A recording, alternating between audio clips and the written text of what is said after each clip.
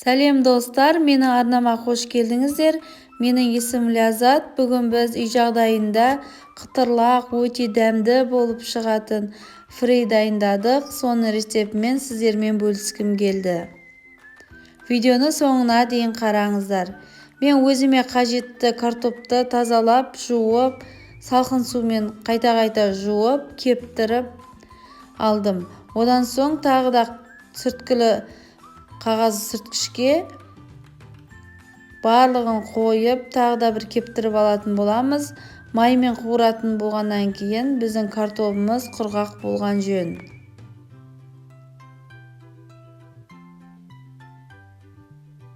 Достар, менің каналыма тіркеліп, лайк басып, пікір жазуды ұмытпаңыздар.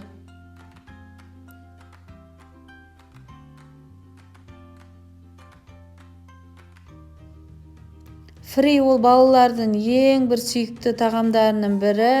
Сондықтан да балаларыңызға жиі жасап берсеңіздер, қуанып қалады. Осы фридің жасалуы өте оңай, сондықтан да дайындап көріңіздер. Қызып тұрған табамызда картоптардың барлығын жайлап, кішкене бөліктен бөліп сала отырып, қуырып аламыз. Одан соң майын кептіріп, тәрелкемізге салып ұсынуға болады. Мінекей достар, біздің фриіміз дайын болды.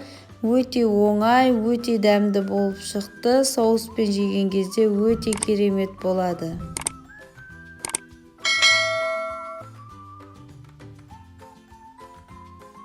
Мінекей өздеріңіз көріп тұрғандай, өте әдемі, өте дәмді болып шықты.